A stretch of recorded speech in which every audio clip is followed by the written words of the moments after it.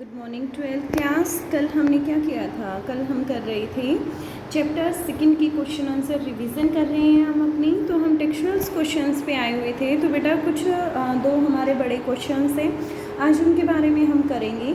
और जो ये क्वेश्चन हम करने जा रहे हैं, this is the very very important question for point of exam. यदि एग्ज़ाम के पॉइंट ऑफ व्यू से यदि हम देखें तो ये काफ़ी इम्पोर्टेंट क्वेश्चंस हैं और आपको लर्न भी करना है। और बड़े क्वेश्चंस में आएगा एटलीस्ट 150 वर्ड्स इसमें आपको लिखने हैं, ठीक है।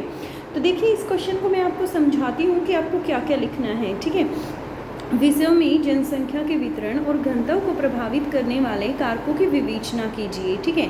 जनसंख्या के वितरण और घनत्व को जो प्रभावित करते हैं, ठीक है, जैसे कहीं पर जनसंख्या कम है, कहीं पर ज़्यादा है, कहीं पर पॉपुलेशन डेंसिटी ज़्यादा है, कहीं पर कम है, ठीक है। तो इसकी कारक क्या है, कौन से रीज़न हैं ऐसे जिनकी वजह से भी कहीं पे पॉपुलेशन कम कहीं पर ज़्यादा है, ठीक है। तो उनके बारे में आज हम यहाँ पर देखेंगे। तो देखिए विश्व में जनसंख्या के वितरण की सबसे बड़ी विशेषता यह है कि यह बड़ा असमान तथा अव्यवस्थित है। यदि हम जनसंख्या के वितरण की बात करें तो इसकी सबसे बड़ी विशेषता क्या है बेटा, कि यह असमान है और अव्यवस्थित है। अनुमान है कि विश्व की 90% पॉपुलेशन पृथ्वी के केवल 10% भाग पर निवास करती है। जो पृथ्वी का टोटल एरिया है उसके जस्ट ओनली 10% एरिया पर ही मतलब पॉपुलेशन जनसंख्या जो है वह निवास करती है। 10% भाग पर लगभग 90% जनसंख्या निवास करती है और 10% जनसंख्या 90% भाग पर निवास करती है। मानचित्र को देखने से पता चलेगा कि विश्व की कुल जनसंख्या का केवल 10% भाग ही दक्षिणी गोलार्ध में बसा हुआ है और ज़्यादातर जो मैक्सिमम पॉपुलेशन है नियर अप्रोक्स 90% पॉपुलेशन कहाँ पर है, उत्तरी गोलार्ध में है। विश्व की 80% जनसंख्या 20 डिग्री उत्तरी अक्षांश से 60 डिग्री उत्तरी अक्षांश तक ही सीमित है। देखिए ग्लोब को जब हम देखते हैं बेटा तो जो बिल्कुल सेंटर से जाती है वो कितनी डिग्री की लाइन होती है, 0 डिग्री की लाइन होती है। जब मैं अक्षांशीय रेखाओं की बात करूं और 0 डिग्री कितना होता है, भूमध्य रेखा को बोलते हैं ना 0 डिग्री। तो 0 डिग्री नॉर्दर्न हेमिस्फीयर की उत्तरी गोलार्ध की बात करते हैं तो उत्तरी गोलार्ध में बेटा 0 से लेके 60 डिग्री तक हम देखें तो मैक्सिमम पॉपुलेशन जो है वो यहाँ पर लाई करती है, ठीक है। अब उसके बाद देखिए जनसंख्या के वितरण और घनत्व को प्रभावित करने वाले कारक। तो किसी भी देश अथवा प्रदेश की जनसंख्या के वितरण को निम्नलिखित कारक प्रभावित करते हैं, उसके बारे में देखेंगे। सबसे पहले बेटा हम पढ़ेंगे यहाँ पर जियोग्राफिकल फैक्टर्स के बारे में, ठीक है, जो भौगोलिक कारक हैं उनके बारे में। फिर नेक्स्ट हम यहाँ पढ़ेंगे बेटा मानवीय कारक जो हैं, ठीक है, ह्यूमन बीइंग के द्वारा जो ह्यूमन्स की वजह से जो भी फैक्टर्स हैं फिर उनके बारे में पढ़ेंगे हम यहाँ पर, ठीक है। फिर हमें ये जो हैं वो हमें डिटेल में करने हैं। और तीसरा रीज़न हो सकता है बेटा इकोनॉमिक फैक्टर, ठीक है। तो एग्जैक्टली 3 रीज़न हैं, इनके जो सब पार्ट्स हैं वो हम यहाँ पर करने जा रहे हैं। तो शुरुआत करते हैं। सबसे पहले धरातल। देखिए बेटा धरातल कैसा होता है, उबड़ खाबड़ भी होता है, समतल मैदान भी होते हैं, पहाड़ भी होते हैं, ठीक है, उपजाऊ मिट्टी भी होती है, अनुपजाऊ मिट्टी भी होती है, रेतीली होती है, बंजर होती है, अलग अलग तरीके की वेरिएशन है, ठीक है। तो जो इंसान के लिए सबसे ज़्यादा प्रॉफिटेबल है, जिसमें रहना उसके लिए सबसे ज़्यादा इजी है, वहाँ पर पॉपुलेशन ज़्यादा मिलेगी। जैसे आप भारत की, इंडिया की बात करें तो समतल मैदान कहाँ पर हैं, उत्तर भारत के जो हमारा ये हरियाणा, पंजाब, उत्तर प्रदेश ये वाला जो रीजन है यहाँ पर समतल मैदान है, ठीक है। तो जब हम इन समतल मैदानों की बात कर रहे हैं तो यहाँ पर जो जनसंख्या है वो ज़्यादा है। रीज़न क्या है बेटा, उपजाऊ मिट्टी मौजूद है, ठीक है। दूसरी बात धरातल की बात करें तो वो मैदानी क्षेत्र है, इसलिए वह कृषि के लिए भी लाभदायक है, ठीक है। तो यहाँ से हम क्या चीज़ क्लियर करेंगे कि धरातल के बारे में मैंने आपको बताया है। चलिए अब हम पढ़ते हैं धरातल के बारे में लाइन टू लाइन। तो देखिए जनसंख्या के वितरण को प्रभावित करने में धरातल की विभिन्नता सबसे महत्वपूर्ण कारक है। उबड़ खाबड़ तथा ऊंचे पर्वतीय प्रदेशों में जनसंख्या कम आकर्षित होती है। जो हमारे लिए सूटेबल नहीं है उस तरफ जनसंख्या जो है वह ज़्यादा नहीं होगी, या आप ये कह सकते हैं कि जो उबड़ खाबड़ या ऊंचे पर्वतीय प्रदेश हैं, ठीक है, तो वहाँ पर जनसंख्या कम आकर्षित होगी। आप अपने आप से आइडिया लगाइए, पहाड़ों पर चढ़ना कितना डिफ़िकल्ट होता है बेटा। यदि आपको वहाँ पर रहने के लिए कहा जाए तो वो आपके लिए काफ़ी डिफ़िकल्ट होगा, इसलिए जो जनसंख्या है बेटा वो उस तरफ आकर्षित नहीं होती है। वहाँ जनसंख्या विरल पाई जाती है, कम पाई जाती है पहाड़ों के क्षेत्र में, क्योंकि वहाँ पर मानव निवास की बेटा अनुकूल परिस्थितियाँ उपलब्ध नहीं होती। कृषि के लिए उपजाऊ मिट्टी का अभाव होता है, यातायात के साधनों का विकास आसानी से नहीं हो पाता है, कृषि फसलों के लिए वर्धन काल छोटा होता है, जलवायु बेटा वो भी कठोर होती है। भारत के हिमालय पर्वतीय प्रदेश, उत्तरी अमेरिका के रॉकीज पर्वतीय प्रदेश, ये जो रॉकीज श्रेणी हैं, रेंजेस हैं, ये कहाँ पर हैं? नॉर्थ अमेरिका में हैं। तो वहाँ की भी यदि हम बात करें, और दक्षिणी अमेरिका की एंडीज पर्वतीय प्रदेशों में जनसंख्या के कम पाए जाने का यही कारण है। इसी प्रकार मरुस्थलीय भाग जहाँ पे रेत है, वहाँ की जलवायु भी कठोर होती है और जीवन पर्याप्त साधन नहीं होते जीवन यापन के लिए, इसलिए जनसंख्या कम पाई जाती है। एग्जाम्पल है बेटा, थार का मरुस्थल है, सहारा का मरुस्थल है, ठीक है, और अटाकामा मरुस्थल है, आदि इसी कारण जनसंख्या कम है। इसके विपरीत मैदानी भागों में जनसंख्या जो है वो सघन पाई जाती है। सघन का मतलब क्या है? कंसंट्रेशन ज़्यादा होगी और पॉपुलेशन क्या होगी यहाँ पर? ज़्यादा होगी, सघन होगी, ठीक है।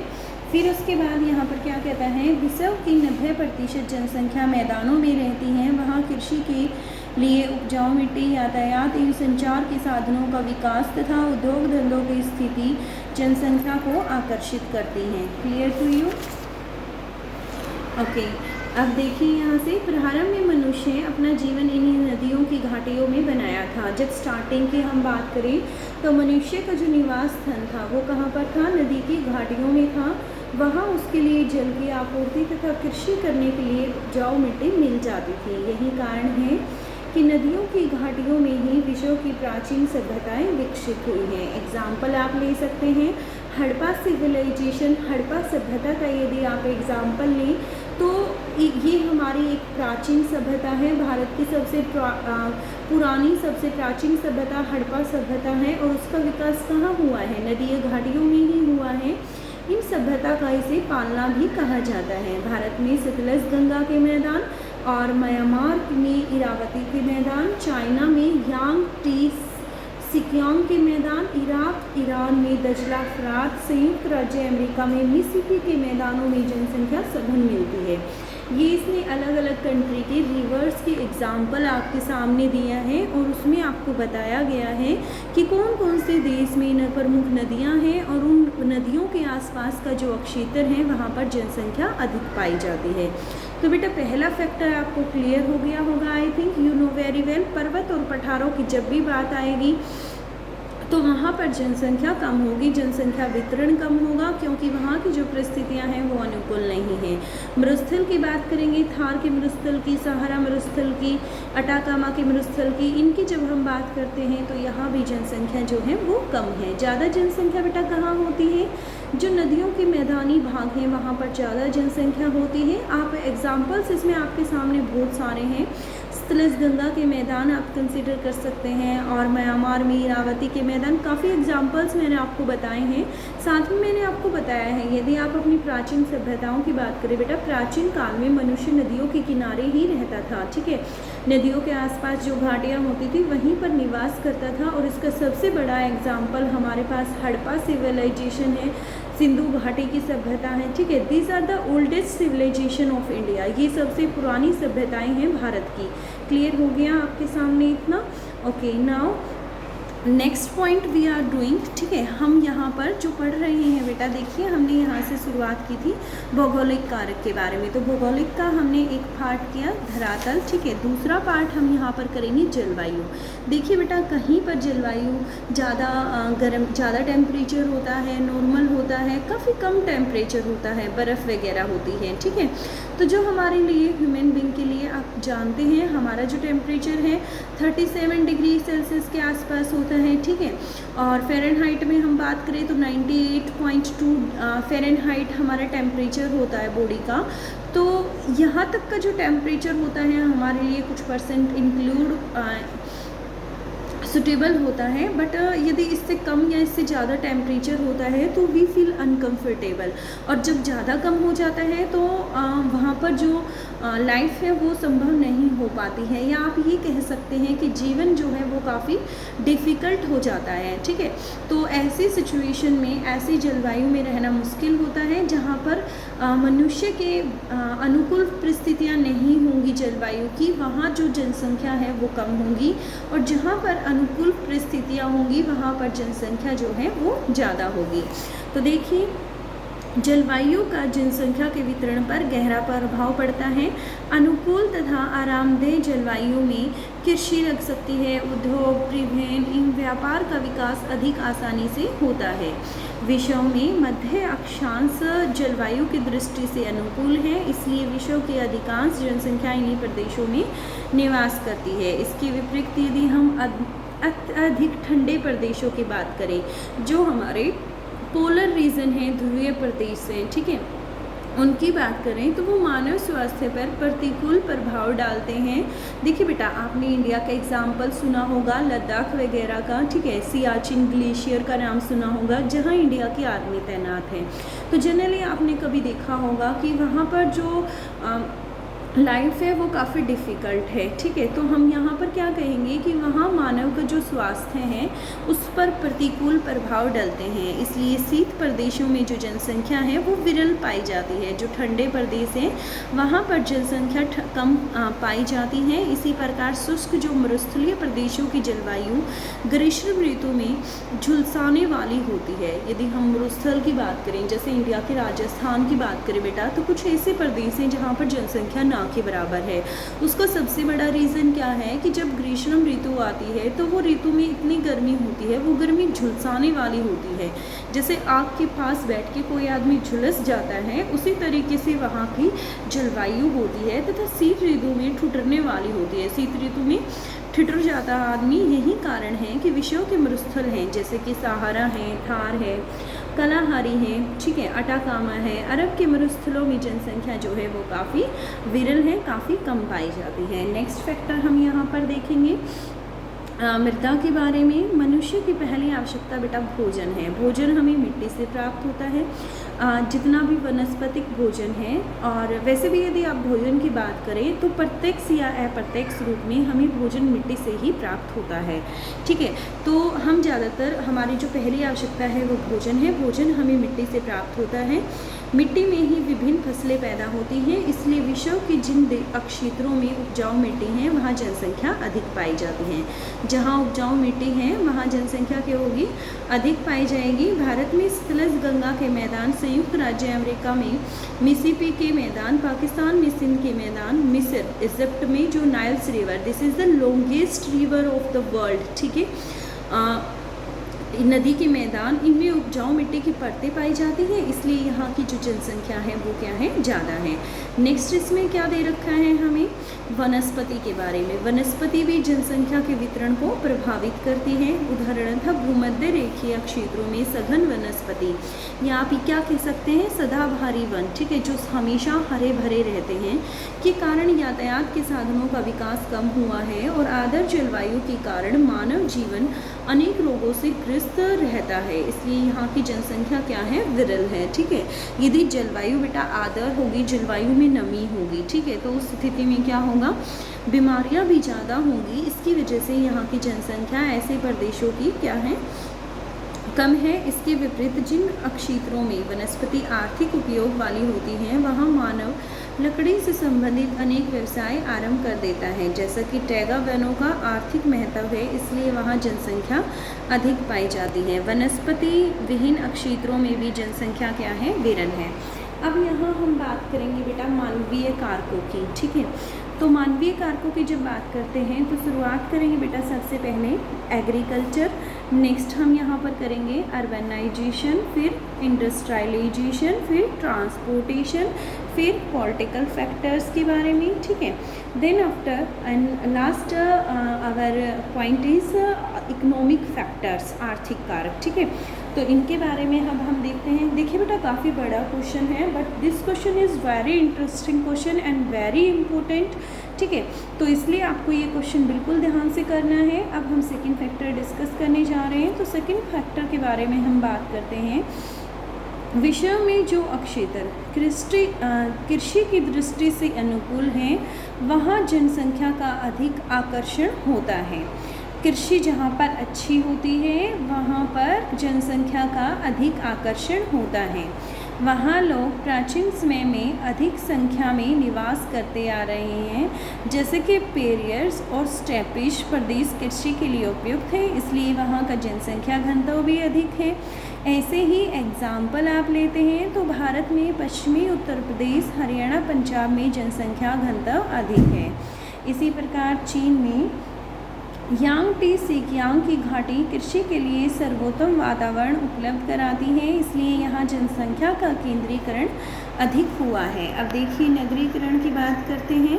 नगर जनसंख्या के लिए चुंबक का कार्य करते हैं, ठीक है। जैसे जैसे नगरीकरण होगा तो लोगों का जमावड़ा जो है वो वहाँ पर ज़्यादा हो जाता है। या आप ये कह सकते हैं कि 20वीं शताब्दी में जब नगरीकरण की शुरुआत हुई थी तो उसकी वजह से नगरों की जो जनसंख्या है बेटा उसमें वृद्धि जो है वह लगातार होती जा रही है। नगरों में रोजगार, शिक्षा, स्वास्थ्य, परिवहन, व्यापार आदि की सुविधाएं सुलभ हैं, इसलिए जनसंख्या का झंझट नगरों में अधिक देखने को मिलता है।